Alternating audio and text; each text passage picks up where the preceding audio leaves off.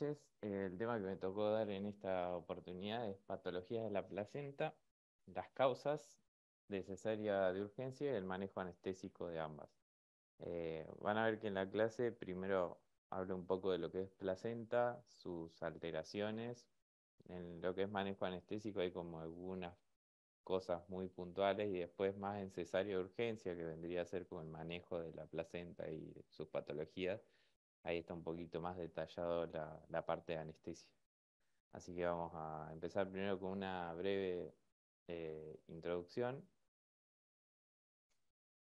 cuando quiera pasar la diapositiva, ¿no? Muy bien. La patología de la placenta, como lo dice el término, es como si es un término muy amplio, abarca varias patologías que ya las vamos a ver y surgen de manera variable, ya sea por una anomalía en la forma de inserción del cordón, los vasos del cordón, una remodelación defectuosa que puede tener las arterias espirales maternas, la localización anormal de la placenta o la placenta que se adhiere de forma mórbida o que invade el útero. Entonces, dentro de las alteraciones de la placenta, primero vamos a hablar de lo que sería una placenta normal. ¿Sí? La placenta normal, después que se produce la concepción, los blastocitos se implantan en el endometrio por aposición y luego invasión. O sea, primero se acoplan y después empiezan a invadir. La presentación normal involucra invasión de células endometriales y del estroma por la capa trofoblástica del Emma, embrión. Sí, no se escucha una mierda, no sé si es tu micrófono o qué, pero no, yo escucho muy bajo. Estás como a ver, lejos, hombro. Estás como lejos. para que le subo el volumen. Ahí me escuchan mejor. Sí, ahí sí. Fuerte y Sí, claro. ahora sí. Perfecto. Lo subí a fondo. Bueno, como les decía, la placenta normal invade las células endometriales y el estroma por la capa trofoblástica del embrión, permitiendo a las vellosidades, como dice ahí la diapositiva, yacer adyacente a las arterias espirales maternas, que es por donde se va a nutrir la placenta, ¿sí? Donde hace este intercambio. Pesa aproximadamente medio kilo, o sea, 470 gramos, puede ser redonda o ovalada, 22 centímetros de diámetro, tiene un grosor central de 2,5 y durante todo el embarazo va a ir aumentando de grosor más o menos a 1 milímetro por semana. Estos datos son porque hay algunas alteraciones de la placenta que dependen del grosor, de la forma, de cómo están insertas y demás. Esta imagen, si bien es una imagen que muestra la infección que se puede producir en las diferentes localizaciones de lo que sería el embrión, ya sea como dice ahí, en el feto, o puede ser en el apneo, o en una coriomionitis y demás, o en el cuello, está interesante porque muestra, claro, las capas de lo que sería el miometrio y la placenta, entonces estamos de la cara fetal a la cara materna y vemos el amnios, el corion, la decidua y el miometrio. Nos quedamos con la imagen porque después cuando veamos, por lo menos la patología de lo que es la placenta mórbida, o sea, la que invade estas capas, van a ver que según la capa que invadan va a ser la clasificación. Dentro de las alteraciones de la placenta, las clasifican o hay como grandes grupos que serían morfológica, del espesor, por localización, inserción del cordón, basa previa, desprendimientos placentarios, hematomas, quistes y lo que le decía por último, la adherencia placenteria anómala o mórbida, que es cuando invade el útero. Estas alteraciones lo que van a generar es un aumento de la morbimortalidad materna y neonatal. Y acá algunos datos, como por ejemplo hemorragia intraparto, aumenta el riesgo relativo 2,6, hemorragia posparto 5,4%, transfusión sanguínea, o sea que requiere una transfusión un 17,8%, que vaya a la terapia intensiva un 19%, y así diferentes aumentos de riesgo de cada patología. Dentro, ya yendo a la clasificación, dentro de las alteraciones morfológicas tenemos la placenta membranácea y me perdí, me falta una.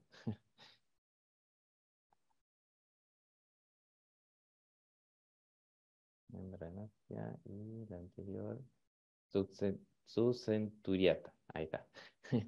La placenta subcenturiata es una placenta que tiene a su vez un lóbulo accesorio. Esto lo que genera es que haya más riesgo de retención placentaria y vasa previa o rotura de vasos durante el trabajo de parto. Como ven ahí en la imagen, muestra una placenta de 24 semanas con dos lóbulos, la inserción placentaria del cordón, que se muestra con la letra CI, en el margen, el lóbulo principal, con una P, y después, cerca de las membranas que conectan los lóbulos, se ven los vasos sanguíneos que los marcan con la flecha, ahí usando el Doppler del ecógrafo, viajando desde el lóbulo principal y cruzando posteriormente hacia este lóbulo accesorio que está marcado con una S. Después tenemos la membranácea, que es una placenta adelgazada con ocupación circunferencial de la periferia del corion. O sea, es una abraza lo que sería toda la bolsa. Es una enfermedad rara, pero aumenta la tasa de sangrado y aborto espontáneo y hay más riesgo de placenta previa, que ahora después la vamos a ver. Ahí en la imagen se ve una placenta membranácea de 25 semanas y ven cómo está ubicada en todos los lados. Hay placenta, finita, pero placenta. Dentro de las alteraciones del espesor, como habíamos dicho, normalmente aumenta 1 milímetro por semana. Eh, este espesor la vemos en una placenta adelgazada donde vamos a tener un engrosamiento que se puede producir en patologías como TORCH, que es infección, diabetes gestacional y drops, y vamos a tener más de 3,3 centímetros en placenta anterior y 4 en placenta posterior. Y ahí vemos imágenes de placenta delgada y una placenta de espesor normal a 18 semanas, donde la placenta delgada se marca con una P, con una medida de grosor de 1,5. Si dijimos que el espesor normal era de 2 a 4, y ahí a las 30 semanas vendría a ser de 3 centímetros, pero ahí tenemos una placenta más delgada. Eh, Siguiendo con las alteraciones, tenemos de localización. Vamos a tener la placenta baja y la placenta previa. La placenta baja es cuando tenemos un borde placentario en el segmento uterino a menos de 2 centímetros del orificio cervical inferior. Ahí está marcada la placenta y con una X, como ven acá a la derecha, está marcado el óseo. La placenta previa es cuando el borde placentario ya está encima del óseo y se clasifica marginal, parcial o completa. Marginal es cuando queda en contacto. Una parcial es cuando, como le dice el nombre, cubre una parte de este orificio y completa cuando está tapado por completo. Lo que va a llevar a esto es que requiere una cesárea, ya que el orificio de salida está ocupado. Los factores de riesgo para que se produzcan alteraciones de la localización son historia de placenta previa anterior, historia de cesárea, múltiples gestaciones, asistencia para la reproducción, tabaquismo y edad materna avanzada. Dentro de las alteraciones de inserción del cordón en la placenta, lo normal es que se inserte en la zona central, pero se puede producir una inserción marginal y una inserción velamentosa. La velamentosa atraviesa las membranas antes de ingresar al tejido placentario. Lo que se ve acá, hay una imagen de una ecografía, pero los vasos están como sueltos de la placenta, no es que salen de adentro de la placenta, sino que están por fuera y están recubiertos solo por una membrana. Y eso lo que puede hacer es que, como dice ahí, se asocia a bajo peso al nacer por compresión más fácil de estos vasos, para que el feto se nutra, que haya frecuencias cardíacas fetales anormales en el intraparto y sangrado, porque se pueden romper. La vasa previa son vasos umbilicales que atraviesan membranas fetales y se encuentran cerca del OSI por debajo de la presentación fetal. Es muy rara, ahí está el porcentaje de aparición, 0,04%. Aumenta el riesgo de muerte fetal por falta de flujo, porque se comprimen. Y lo que se ve son vasos, en la ecografía, vasos fijos que tienen señal con flujo fetal. O sea, no con el flujo materno, sino que es flujo fetal.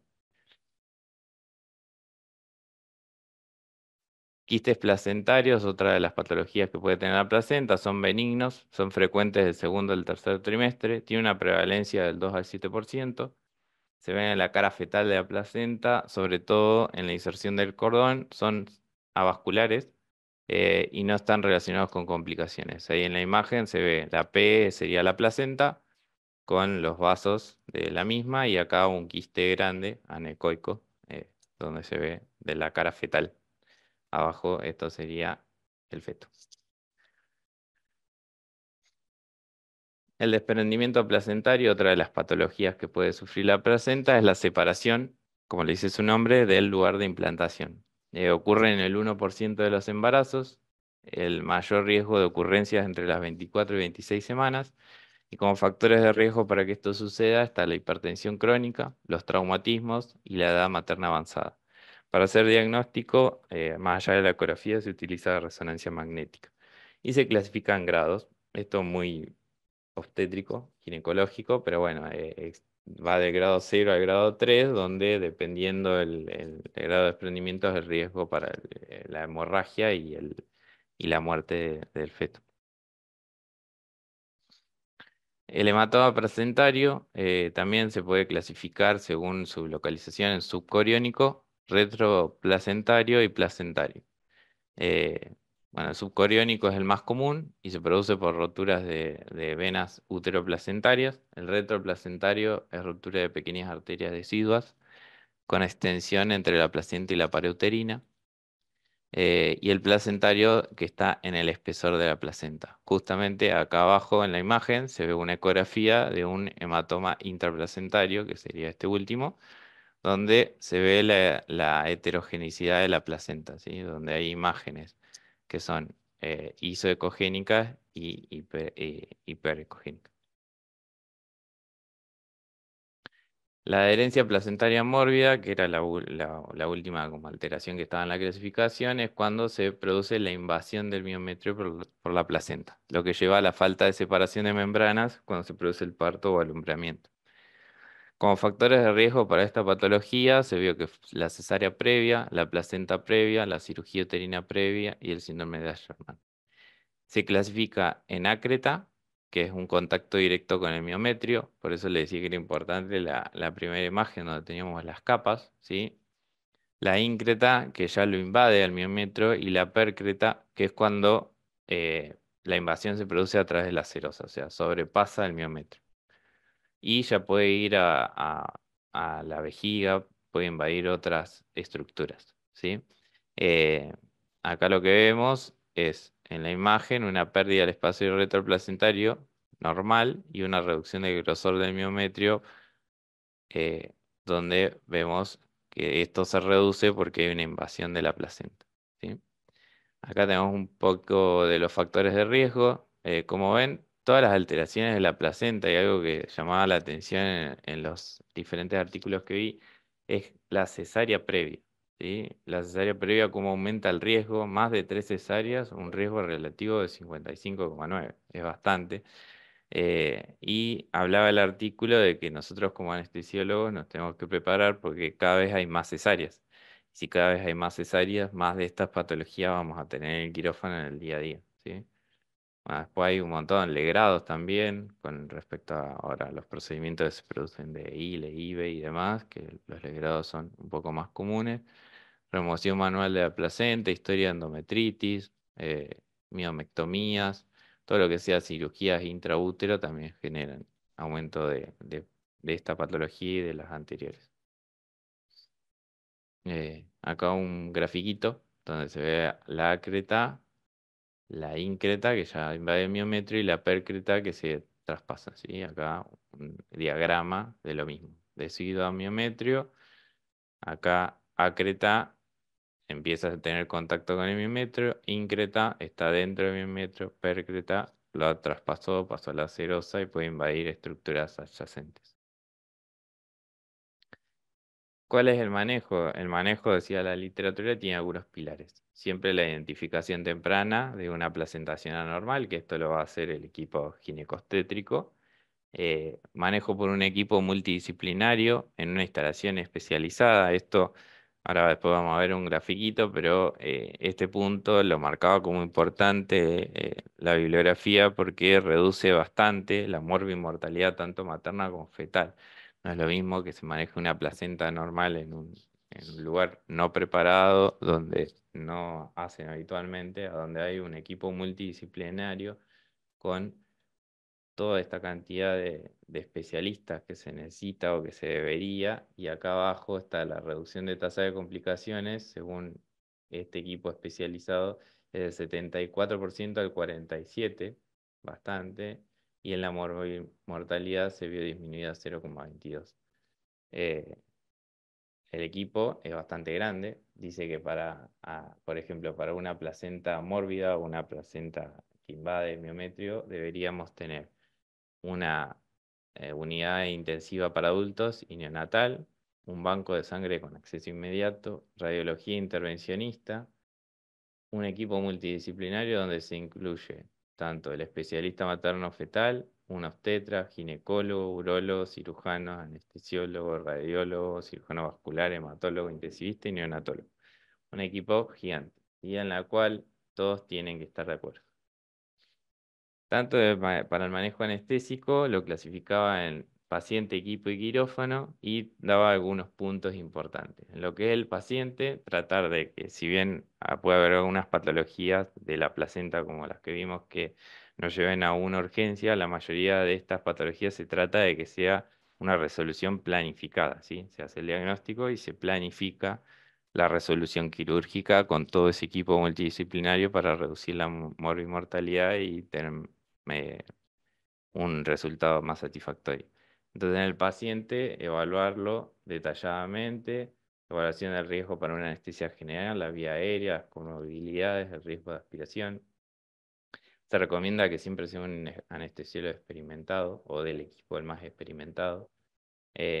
Discutir los riesgos de usar una anestesia neuroaxial o general, ya sea por que después lo vamos a ver en cesárea urgente, la embarazada de por sí ya se considera como una vía aérea dificultosa y siempre se prefiere la anestesia neuroaxial, pero todo va a depender del paciente y la cirugía. Si es una placenta ácreta, por ejemplo, eh, lo que hablaba que esto de ir a radiología intervencionista y después continuar con lo que sería la cesárea en sí y la extracción o histerectomía que se puede ocurrir, todo eso va a llevar bastante tiempo. Entonces quizás con una anestesia neuroaxial no llegaríamos a hacer todo el procedimiento y por eso se dice su potencial conversión o evaluar directamente anestesia general en vez de neuroaxial.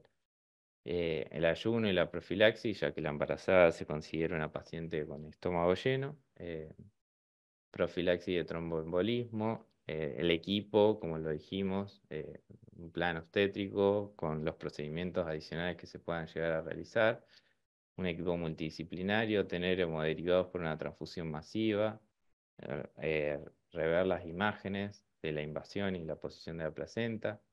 El quirófano tiene que estar dirigido por el más experimentado, siempre asignar roles en caso de una emergencia y la conversión a anestesia general. Si voy a elegir anestesia neuroaxial, por ejemplo, tener todo listo para una general, ¿sí? Y tener un carro de vía aérea cerca, si puede estar dentro del quirófano mejor, para tener disponible todos los dispositivos necesarios.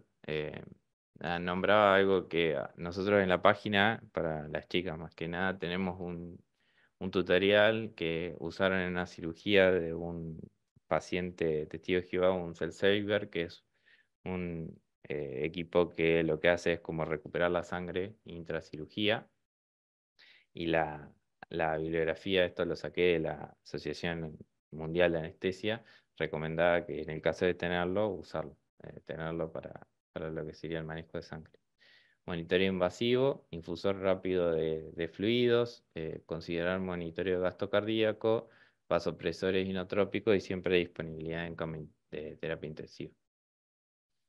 La Organización Mundial de la Salud dice más o menos lo mismo, o sea, estas son las recomendaciones textuales como las da la Organización Mundial de la Salud. Le agrega que ahí no estaba en lo que mostré anterior, el calentador de aire forzado, siempre mantener la temperatura de la paciente.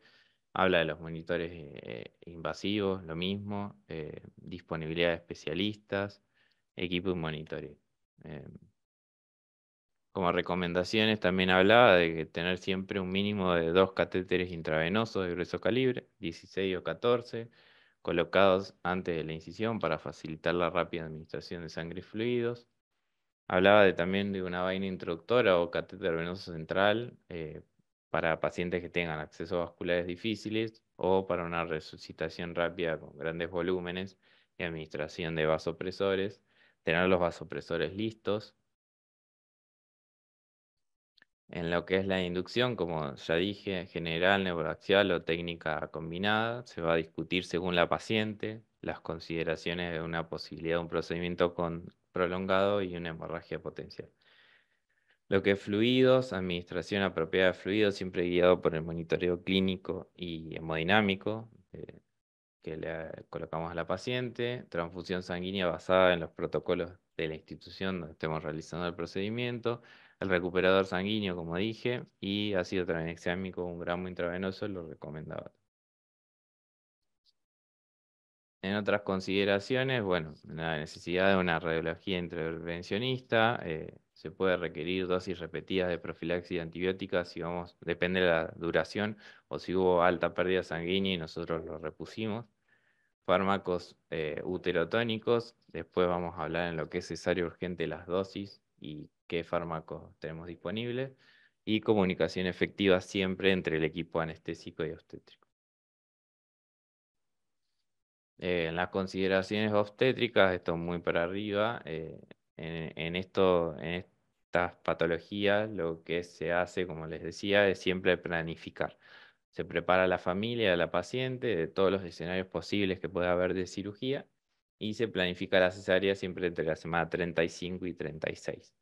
36 más 6 sería casi 37. Y el abordaje quirúrgico de lo que sería, por ejemplo, una placenta mórbida, hay varias formas de resolverlo. Una es la histerectomía primaria, o sea, después que nace el bebé se saca el útero completo. Después está la cirugía conservadora de útero, en la cual sacamos el bebé, hacemos una incisión parcial de esa implantación anómala placentaria y de la pared uterina se repara el útero y se cierra. La otra puede ser que se extraiga el bebé, se deja la placenta y se hace una histerectomía electiva programada cuando la paciente está mejor, a los 3 o 7 días postparto. Y por último, otra de las técnicas es el manejo conservador, donde se extrae el feto, se evita se saque a la placenta, o sea, que quede en el lugar, y después se puede hacer, esperar que se reabsorba, controlando las infecciones y demás, la paciente internada, un alumbramiento de la placenta espontáneo, que puede ocurrir, o se resecciona a través de una histeroscopía. En lo que es la radiología intervencionista, que también lo nombré, el propósito es asistir el manejo conservador y quirúrgico de una placentación normal, o sea, tratar de reducir el sangrado. Se puede colocar un valor en la arteria ilíaca interna, un valor aórtico infrarrenal o valor de resucitación endovascular y una embolización de la arteria uterina. Las ventajas, vamos a tener una reducción de la hemorragia intraoperatoria, preservación de la fertilidad al evitar la histerectomía, y es útil en pacientes que rechazan las transfusiones, o sea que vamos a estar limitados con la cantidad o sea, la sangre que les vamos a pasar. Y las desventajas es la exposición al contraste, riesgo de daño renal, complicaciones del procedimiento como punción accidental de vasos, hematoma retroperitoneal, formación de aneurisma, y también no es fácil esto porque hay que hacerlo en un lugar donde haya rayos. Puede requerir una logística importante del traslado de la paciente si es que no está en el mismo lugar.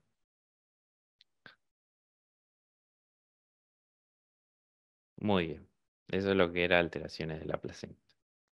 Emma, una cosita mínima Sí.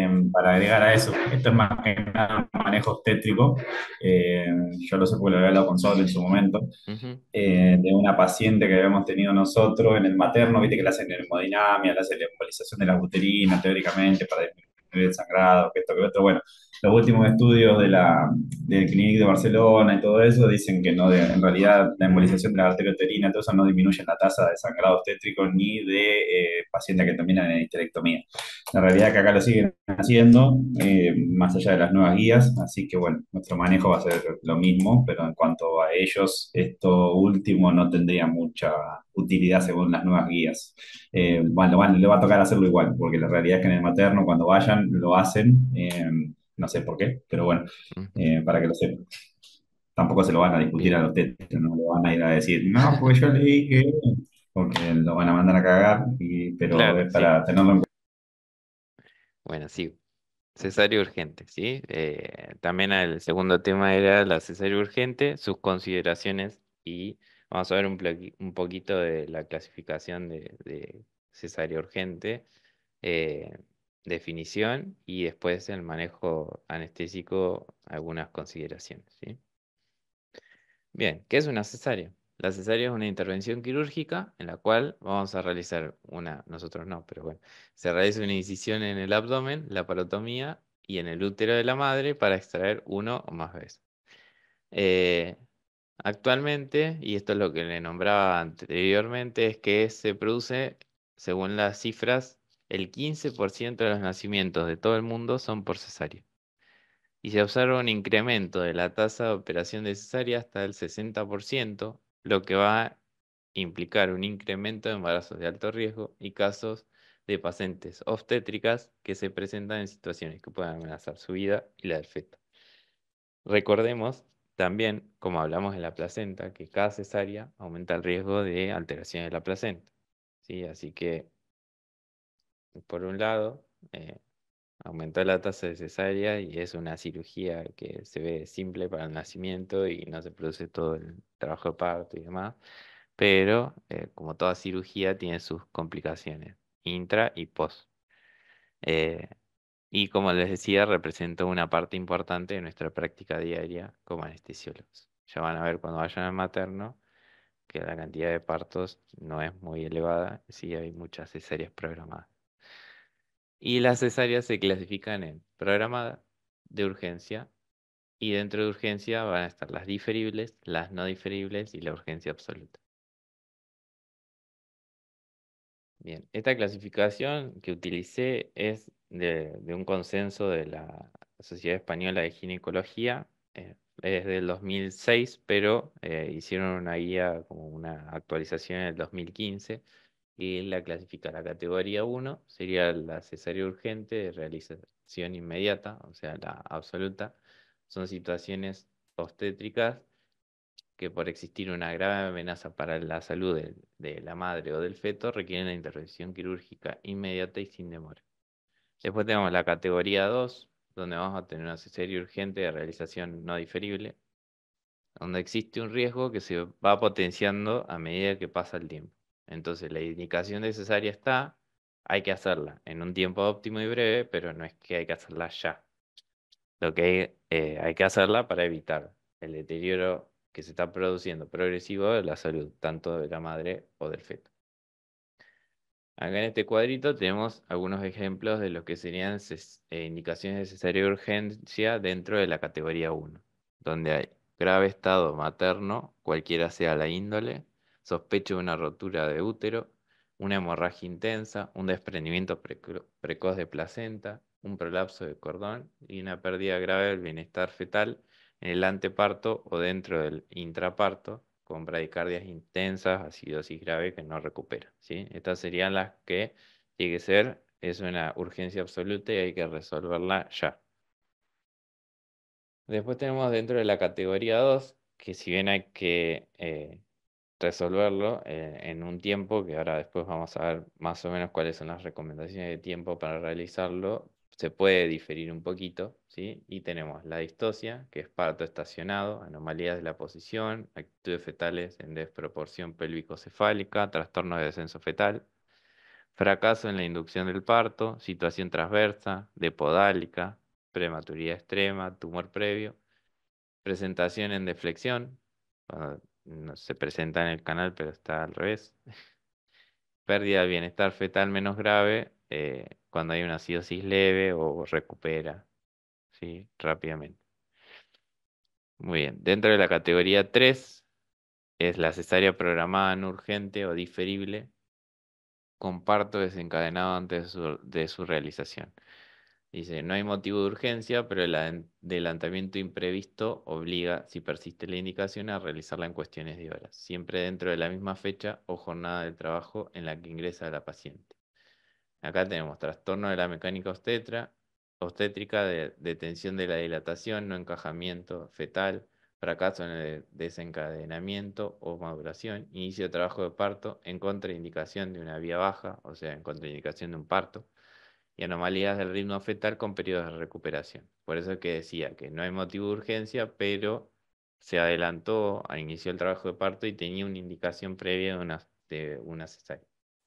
Y por último, la categoría 4, que es la cesárea programada, donde no hay un tipo de urgencia, son todas aquellas pacientes que se les programó la cesárea y el parto no está desencadenado hasta esa fecha. Eh, Está consensuado con la paciente, ya sea por alguna patología materna o por alguna situación, tipo desproporción, por ejemplo, fetal pélvica y que hay que hacer una cesárea, por ejemplo. ¿Sí? Eh, Acá este cuadrito que les decía, cuando la urgencia es absoluta, es una amenaza inmediata para la vida de la madre y el feto, y el tiempo de resolución, como les decía, tiene que ser rápido, no mayor a 5 minutos. Esto es situación de urgencia donde gritan cesárea, está la paciente y hay que actuar. No mayor a 5 minutos es la recomendación. La categoría 2, que es compromiso materno-fetal que no amenaza la vida de manera inmediata, podemos tener hasta 30 minutos para resolverlo. La categoría 3, 75 minutos o al día siguiente. Recuerden que la clasificación decía que tenía que ser en el mismo turno. Así lo catalogaba la clasificación. Y por último, la 4, que es la cesárea programada. Dentro del manejo anestésico, ya yendo un poco más a nuestra especialidad, eh, la técnica para la cesárea urgente como la programada siempre se recomienda o se prefiere la anestesia regional, ya sea espinal, epidural o combinada versus la anestesia general. Y todo esto recordando por qué. La paciente embarazada se cataloga como una vía aérea dificultosa. La tasa de vía aérea fallida es 1 en 390, comparado con eh, las pacientes no embarazadas. ¿Sí? La anestesia regional evita la hipoxemia, tanto materna como fetal, facilita el apego temprano, ya que la paciente va a estar despierta, entonces cuando sacan el bebé se lo pueden presentar desde el primer momento. Se reporta mejora de analgesia y el gol estándar sigue siendo la anestesia neuroaxial con morfina. La anestesia general presenta un mayor riesgo para el recién nacido. Se observan eh, más puntajes de Apgar menores en el recién nacido, tanto cuando nace como a los 5 minutos, lo que lleva a que requiera apoyo respiratorio, internación en la UTI neonatal, después las patologías que tienen eh, oculares por el oxígeno, la FiO100 y demás. El riesgo de mortalidad en pacientes embarazadas es 16 veces mayor con anestesia general que versus anestesia regional. Y aún así la elección va a depender, obviamente, de cada paciente con sus comorbilidades y es una decisión individualizada y en consenso con el equipo de trabajo. Bien, como dije, se prefiere dentro de lo que sería regional el bloqueo subaracnoideo versus el peridural por ser una técnica más rápida. Si la paciente se encuentra en trabajo de parto y tiene colocado un catéter para una analgesia peridural para el parto, se puede utilizar el mismo con una reinyección. Siempre se busca, en cualquiera de las técnicas regionales, asegurar un, un comienzo mínimo de analgesia en T10 y el objetivo es un T4. La duración anestésica tiene que ser al menos de 60 minutos y siempre se debe tener todo listo para priorizar una anestesia general, como les decía, con un carro de vía aérea dificultosa disponible. Bien, Algunas consideraciones anatómicas para lo que sería anestesia regional. En la embarazada se van a producir algunos cambios vertebrales. La línea de Tuffier, que nosotros siempre la marcamos, está en L4 y L5, pero en la embarazada asciende un poquito porque la pelvis se abre y desciende para el paso del feto. Entonces se encuentra en L3, L4. Disminución de los espacios intervertebrales, hiperlordosis, como vemos acá en la imagen de la derecha, un ligamento amarillo más blando, van a ver cuando vayan bueno, la mayoría de los que están acá ya fueron, pero la otra mitad no. Van a ver que cuando realizan la Raki, como le decimos nosotros, no sienten los resaltos que sentimos en el hospi, en el IGA, con los adultos y las pacientes no embarazadas, sino que es todo más blando, ¿sí? Y no se sienten esos resaltos. Se prefiere la posición de sentado, aunque todo va a depender del paciente, y en decúbito lateral tener en cuenta, como vemos acá en la imagen de la derecha, que se producen cambios anatómicos, ya que la pelvis se ensancha para el paso del feto y la columna va a estar en descenso, ¿sí? Bien, con respecto al bloqueo combinado, esta tablita lo que habla es de las ventajas de usar una técnica combinada. Nada, dice que comparado con la anestesia epidural, se utiliza menos anestésicos locales, tiene un onset más rápido porque lo que se hace en la técnica peridural, acá al costado hay un set de combinado, se usa la aguja peridural, la la aguja raquidia y por dentro de la peridural, una vez que se hace toda la técnica, como si hiciéramos una peri común, se introduce la aguja de raqui. Entonces, ¿por qué tenemos un onset, o sea, un comienzo más rápido de analgesia y anestesia? Porque hacemos una raqui, pero después mantenemos la analgesia con una peri. Eh, Nada, lo que pasa es que la técnica esta demora un poco más, entonces en necesario urgente, una necesario de urgencia, lo que se prefiere es anestesia raquídea directamente o anestesia general. En lo que es el bloqueo combinado, bueno, acá en este cuadrito, que nada, un poco de las dosis, lo que se usa para el componente intratecal y para el subfentanilo no tenemos nosotros, pero bueno, ahí está el link de donde lo saqué. Y el peridural que usan Lido o Bupi y Fisio para tener más nivel. En lo que es el bloqueo subaracnoideo, recomiendan bupivacaína 0,5%, la dosis 15 miligramos con un máximo de 20, fentanilo 10 a 20 miligramos con un máximo de 30 microgramos. Ayuda a aumentar la calidad de la analgesia y a disminuir la dosis anestésico local y prolonga la duración. Y morfina de 1 a 2 gamas kilo. La dosis máxima 100 a 200, máxima 300, perdón, y la dosis de 100 a 200 gramos.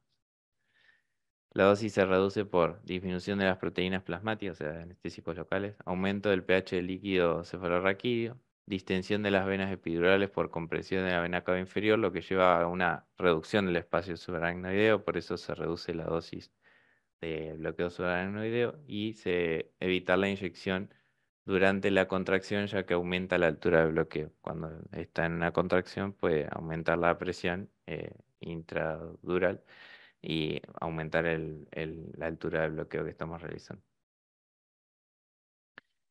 Bueno, dosis peridural, la bibliografía hablaba de bupivacaína 0,5, 40, 60 miligramos. Ropivacaína, recordemos que tiene menor toxicidad cardíaca ante una inyección intravascular.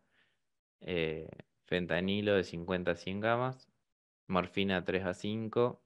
En la urgencia, cuando la paciente tiene puesto el catéter, por ejemplo, podemos realizar lidocaína al 2% con epinefrina 15 a 25%, 25 mililitros, y el volumen total recomendado de la dosis peridural es de 15 a 20 mililitros.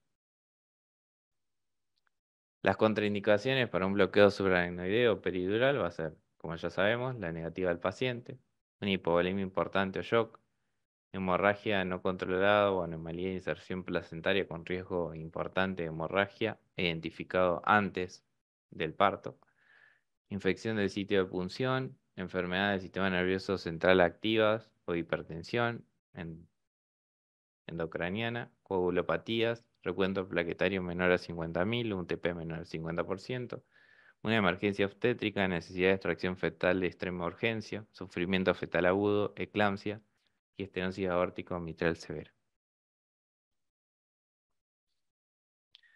Bueno, otra de las recomendaciones hablaba del oxígeno suplementario. Decía la bibliografía que el uso de cánulas de alto flujo está recomendado para la preoxigenación en el caso de que realicemos anestesia general. La misma se debe alcanzar un oxígeno expirado mayor del 90%. Esto sería una preoxigenación efectiva. No todas las mesas lo tienen, pero si ven algunas tienen un entallal de oxígeno. eh, lo que debemos alcanzar con esa preoxigenación es que sea mayor al 90%. Si se realiza anestesia regional para cesárea urgente con compromiso fetal, se vio que el uso de cánulas nasal ayuda a prevenir la hipoxia fetal, no aumenta la producción de radicales libres ni la peroxidación lipídica. Con respecto a esto, busqué un artículo, porque estaba ahí, o sea, recomendaba, pero no decía dónde lo habían sacado. Y este me causó gracia el título. Oxígeno suplementario en cesárea electiva bajo raquianestesia. Manejar el cuchillo de doble filo con cuidado. Muy bien. Y este artículo de Brasil tiene un N80 y lo que hicieron fue a 80 embarazadas dejarlas a aire ambiente y a 40 y a 40 ponerle oxígeno al 40% con una mascarilla.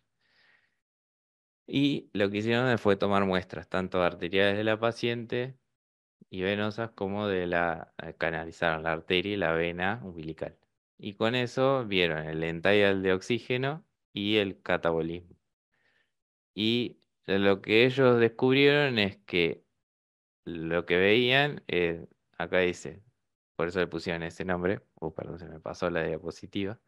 Los hallazgos de nuestro estudio destacan los dos filos de un cuchillo. Un 40% de oxígeno aumenta el entallado de oxígeno, el inspirado de oxígeno y el catabolismo materno, y redujeron los niveles de oxígeno en la arteria umbilical.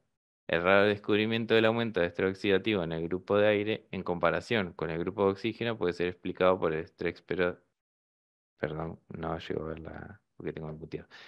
Estrés hipóxico similar al trabajo de parto prolongado y hidrápneos. Y corrobora los estudios anteriores, ya que nombraban en este trabajo estudios anteriores que destacan el efecto benéfico de la oxigenación materna en la oxigenación fetal. Así que si tiene una cesárea de urgencia, lo que se recomienda es colocarle oxígeno suplementario al paciente. Si bien satura bien, es recomendación ponerle oxígeno. Y ahora, para hacerlo un poco más participativo y que no se me duerma, ¿qué cambios fisioanatómicos hay en la embarazada? ¿O qué pueden nombrar? ¿Alguien sabe? Sí, En su anatomía. hay un montón de cambios tanto en la mecánica ventilatoria, cardiovascular, Muy bien. gastrointestinal. Por ejemplo, el útero cuando crece colapsa la vena cava Ujú. y eso da un síndrome, que es el síndrome de hipotensión en decúbito dorsal, ponele, que puede Perfecto. causar hipotensión en las embarazadas cuando están en esa posición porque te disminuye la precarga, el gasto cardíaco, etc. Después, Bien.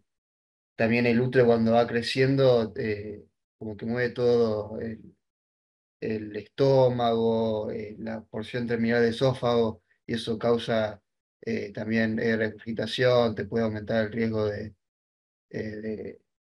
aspiración. Muy bien. Muy bien ese. Muy bien, bueno, así como dijo ese, nombré algunas cosas más que no estaban acá. ¿Qué? ¿Alguien más quería hablar? No, yo Ah, había leído también en obstetricia que se producen muchos cambios, en este caso ventilatorios, también aumenta la frecuencia respiratoria, la respiración es más superficial porque aumenta mucho la presión. exactamente. Hay una compresión inferior, como decía ese, o sea, todo el útero crece, aumenta, o sea, se comprime hacia arriba y entonces hay, como dice ahí, se reduce la capacidad residual funcional y se producen respiraciones más cortas y rápidas. Eh, También hay edema en la vía aérea, como hay edema en todos lados, ya van a tener más edema cuando quieran palpar para hacer la anestesia neuroaxial. aumenta las mamas, ¿sí? Porque se están preparando para la lactancia. Hay aumento de peso, que es normal. Bueno, o sea, más allá del aumento normal puede haber más aumento de peso. Aumenta el consumo de oxígeno, aumenta el volumen sanguíneo, eh, aumento del diámetro del cuello, bueno, y demás. ¿Sí? Y nombrar algunos más que ahí no están. Mira. Eh, y con todos estos cambios, lo que tenemos que considerar con respecto a la vía aérea es siempre evaluarla, así sea una urgencia, tratar de evaluar lo más que podamos de la vía aérea, ¿sí? Eh, la intubación orotraqueal, decía la bibliografía, es el gol estándar versus los dispositivos supraglóticos y como decía ese, para evitar el riesgo de broncoaspiración. Acá en negrita algunos consideraciones de por qué aumenta la probabilidad de fallar. Un índice de masa corporal mayor a 30, un Malampati mayor a 3, limitación de la protrusión mandibular, ronquidos, que tenga prótesis dental, por ejemplo, y se haya sacado, un cuello corto, incisivos proeminentes, microagnatia, son predictores de ventilación e intubación dificultosa, como ya saben, y que van a aumentar un 90% de la probabilidad de fallar. Entonces, nos tenemos que preparar. Para prepararnos es indispensable tener todos los dispositivos a mano previo al intento de intubación, ya existan o no esos predictores, ya que la consideramos como una paciente con vía aérea dificultosa. Entonces, ¿qué vamos a tener? Una máscara facial, cánulas de Guede, máscara laringia, una guía Esman, diferentes ramas de laringoscopía, videolaringoscopio, fibrobroncoscopio, una almohada rampa para alinear los ejes y lograr una preoxigenación, como ya le había dicho, con FIO al 100 por 3 minutos. Con lo que buscamos es un entallal de oxígeno mayor al 90%.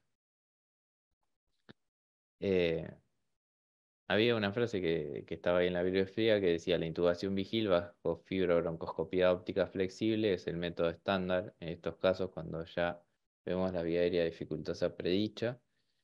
Pero también se describieron casos de videolaringoscopía vigil bajo maniobras sutiles. Nosotros, por ejemplo, en el OPI tenemos la hipercurva y se podría realizar eh, en intubaciones vigiles con el videolaringoscopio con la hipercurva. Bueno, más de lo mismo que ya dije: preoxigenación, correcto posicionamiento para alinear los ejes y, como decía ese, por la compresión que tiene sobre la vena cava del útero, lateralizarlo hacia la izquierda.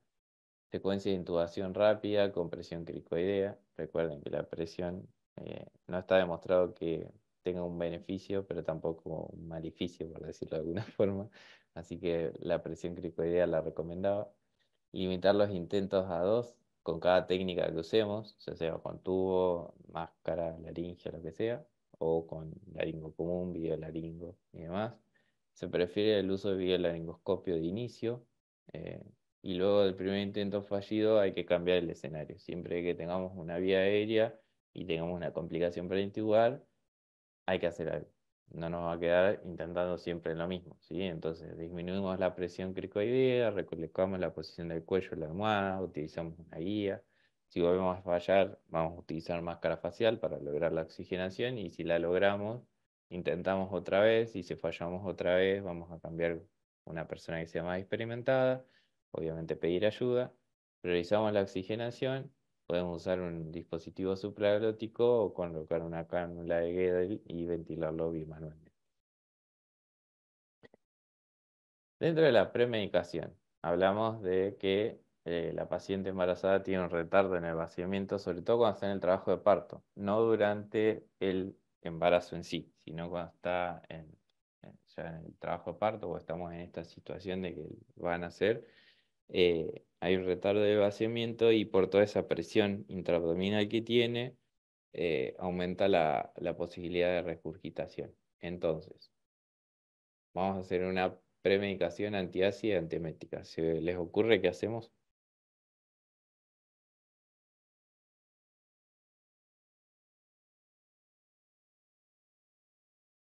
No sé si contestar porque justo estoy haciendo. La clase que me tocó a mí es de esto, por eso sé tanto, no es porque soy inteligente. No hubieses dicho, soy re inteligente, soy intelectual. Bien, a ver qué decía tu clase. De paso vemos si está bien lo que puse. No, yo lo que decía ahí la revista chilena, que Ujú. estuve viendo sobre eso, es que se puede usar la metoclopramida 10 minutos Bien, antes de la inducción, sí, y si usás otro como los antihistamínicos, siempre mejor usar dos, o sea, tiene más eficacia usar dos que usar uno. bien, perfecto. ¿Decía cuál? Me parece que no. ¿Cuál? Sí, no decía que antihistamínico en específico. Bien. Bueno, estas recomendaciones, más allá de la bibliografía que era de la Asociación Mundial de Anestesia, también parte de lo que sería de la cátedra de anestesia obstétrica que van a tener el año que viene ese. eh, la titular nos dio una clase justo de esto de premedicación y hablaba de citrato sódico. Nosotros en Argentina no tenemos, pero se da 30 mililitros oral 15 minutos antes de la cirugía y tiene un comienzo de acción a los 15 minutos, por eso se da 15 minutos antes. Como no lo tenemos, ellos lo que recomiendan, y justo ella se dedica especialmente a hacer anestesia obstétrica, es bicarbonato de sodio, el uvasal medio sobre, lo diluimos en una jeringa de 20 y tenemos acción inmediata. Obviamente que todas estas medicaciones que hacemos, como estamos hablando de una urgencia, no son medicamentos que van a actuar para la inducción. Por eso hacemos una inducción de secuencia rápida, tomando todos los recaudos posibles. Pero sí nos van a ayudar cuando haya que extubar a la paciente para que no se produzca en ese momento regurgitación y las complicaciones, ¿sí? También hablaba de la metoclopramida, no sé si las dosis que estaban en el artículo ese son las mismas, ¿sí? Previos a la cirugía, la ranitidina, que ahí también está la dosis, y el ondansetron en dosis de 4 miligramos y la dexa, ¿sí? Porque estamos hablando de antiácido y antiemítico. Drogas de inducción. Secuencia rápida. ¿Qué hacemos en la secuencia rápida? A ver, Cami o Justi. Bueno, básicamente tenemos que usar un relajante que tenga un inicio de acción rápido, Ujú. que puede ser Suxi, Sí, o bien Rocuronio, eh, perfecto. hoy serían 0,6. Y bueno, en este caso la idea, por ejemplo, sería hacer la hipnosis, hacemos Ujú. la relajación, bueno, también el Fenta, por ejemplo, y Sí. no ventilamos, sino que directamente pasamos a la laringoscopía. Y lo que había leído, bueno, que ya hablaste, Emma, esto de que Ujú, es controversial la maniobra de Selig, digamos, ujú. que es la presión del cartílago picoides hacia atrás como para evitar la regurgitación en ese momento. Exacto, sí, no se vio que tenga mucho de ventaja, pero bueno, tampoco desventaja de utilizarla, así que la siguen recomendada. Bien, hablamos de un inductor, Propofol. Propofol, la guía recomendada hasta 2,5 miligramos kilo, bastante. Si tenemos inestabilidad hemodinámica, podemos utilizar ketamina de 1 a 1,5 miligramos kilo o etomidato 0,3 miligramos kilo.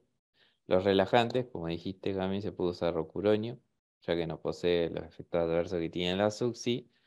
Se puede monitorizar el grado de relajación y revertirlo si tenemos el binomio con SUA. Eh, había eh, ahí dice evitar los relajantes no despolarizantes en pacientes que están recibiendo sulfato de magnesio, se prolonga, ¿sí? Con respecto a los opioides, se puede utilizar tanto Remi como Fenta para mantenimiento de inducción, y en pacientes con eclampsia o preeclampsia se debe lograr una buena analgesia para evitar respuestas hipertensivas cuando realizamos la laringoscopía, ¿sí? La maniobra en sí de secuencia rápida es un inductorio relajante, pero bueno, si el tiempo nos lo permite, hay que agregarle el opioide para tener analgesia, ¿sí? Recordamos que el propofol por sí solo o el relajante nos causa analgesia, ¿sí? Entonces vamos a tener mayor respuesta. Una cosa, Emma, que creo que ¿Sí? Cami dijo cuando habló de Rocuronio, 0,6. Esa es la Exacto, es dosis uno, estándar, acordate, Cami. exacto, es Cuando usás 1,2, para la el secuencia doble. rápida, tenés que usar de 0,9 hasta 1,2, ¿sí? Sí, Incluso vi que también cambia la dosis si usamos, por ejemplo, la inducción con propo o si hacemos con etomidato, tenemos que Ujú. aumentar un poquito más hasta 1,2 miligramos kilo. Bien, siempre que sea secuencia rápida, 1,2 y listo, a dosis plena. Sí, ahí vas a tener respuesta casi igual que la succión. Bueno, consideraciones de la hemodinamia, como hablaba ese, está el síndrome supine hipotensivo, que o sea, empieza a aparecer a partir de la semana 16 y la incidencia de hipotensión se vio más en la anestesia raquídea. Aún así, se sigue prefiriendo hacer una anestesia raquídea versus una general, ¿sí?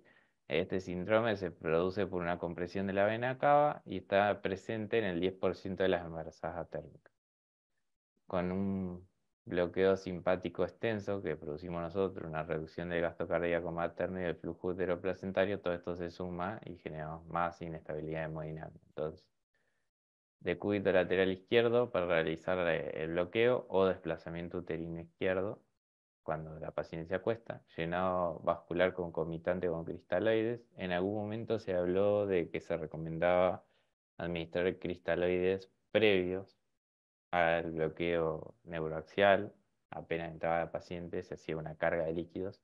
Eso ya no se recomienda. Sí se puede utilizar la carga concomitante. O sea, cuando estamos realizando el bloqueo, ahí pasa el líquido, se acuesta la paciente y sigue pasando, ¿sí?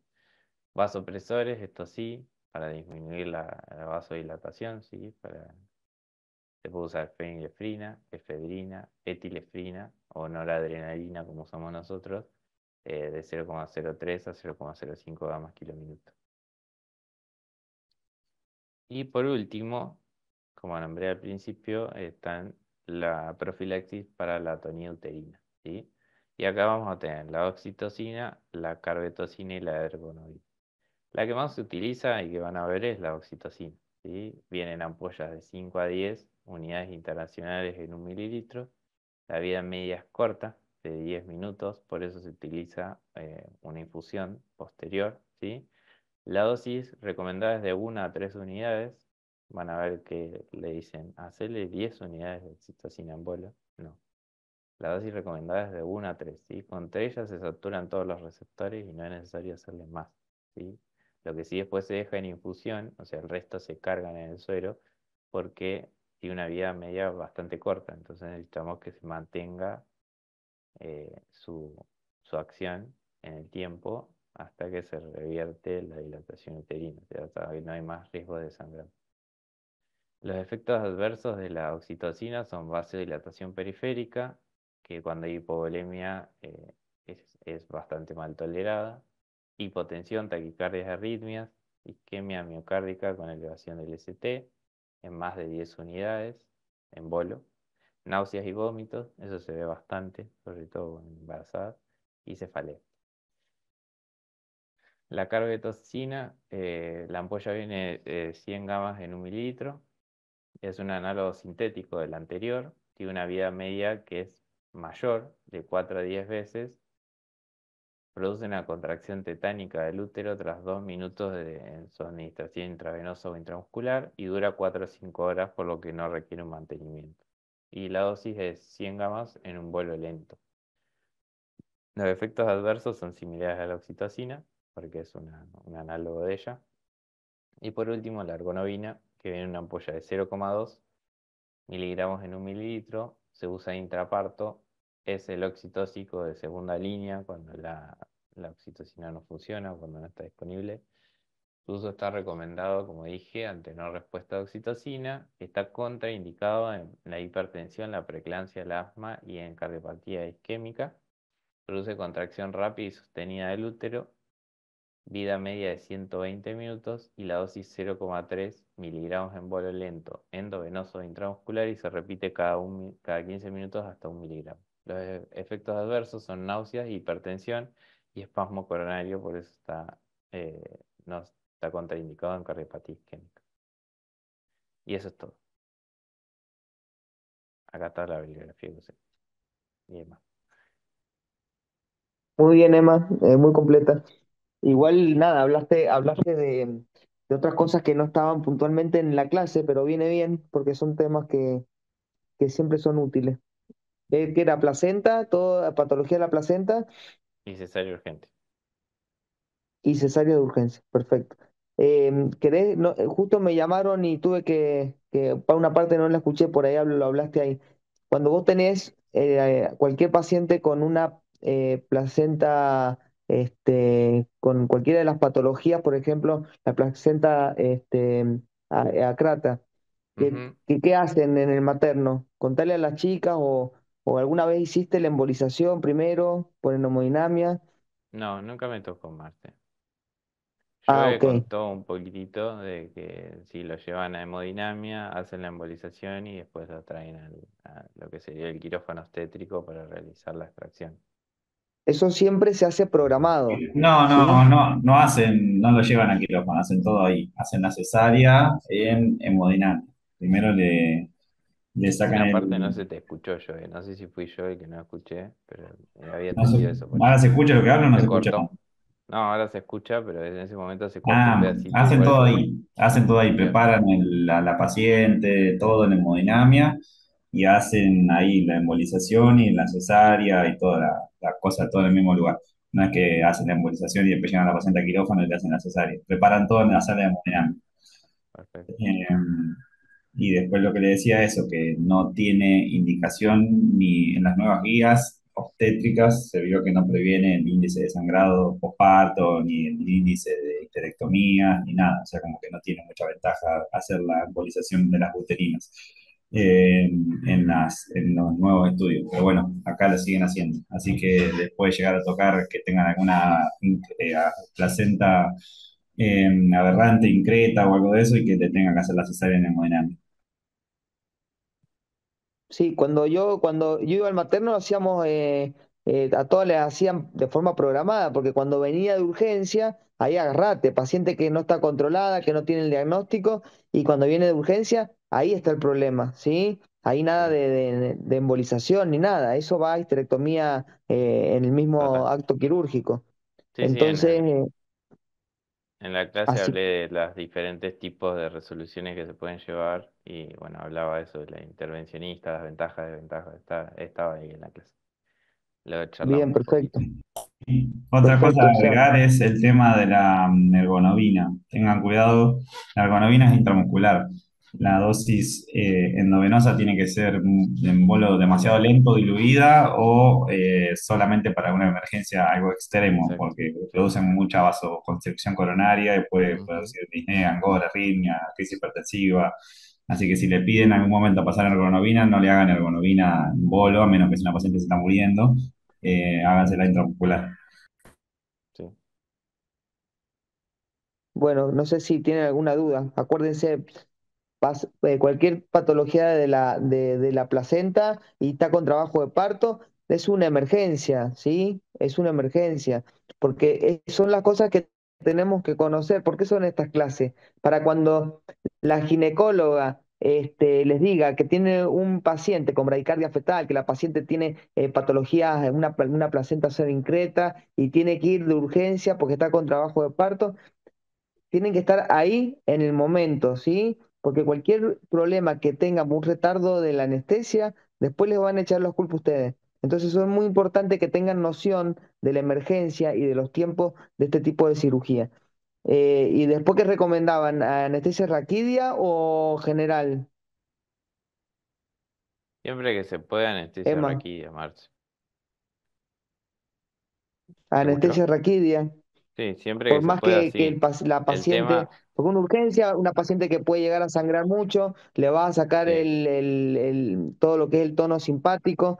Hay que Ujú. tener en cuenta que capaz que en tiempo, no sé si capaz que no varía tanto hacer generar una raquidia, pero tener en cuenta de los problemas que puede traer después, que la paciente pierda mucha sangre, que esté con la raquidia puesta. Así que bueno, mientras tengan en cuenta todas las complicaciones y las puedan resolver, está todo bien. Exacto. Igual como decías No vos, sé si las Marce, chicas una tienen patología de la alguna duda. placenta Sí, va a ser algo programado. o se intenta que sea programado. Y bueno, ahí hablaba de las guías de las Sí, recomendaciones, algo que se programa entre la semana 35 y 36, no, 37 no cumplida. Es algo que se habla con la paciente, con la familiar, con cómo se va a resolver, qué puede pasar. Hablaba de que hay que tener, bueno, nombre del cell saver si se puede, lo recomendaban tenerlo, tener hemoderivados para sí, reponer también acordate que rápidamente, el fluidos, CB te da glóbulos rojos, te devuelve glóbulos rojos, pero no te da todos los no componentes facturas. de la Ujú, sangre, te devuelve principalmente glóbulos rojos. Si lo usas mucho o haces mucho conservación de sangre a través del concentrador, te devuelve glóbulos rojos. Si lo usas mucho, tenés que pasarle después plasma y otros componentes de la hemoderivados. ok, Pero bueno, muy bien la clase, Emma, muy completa. bueno.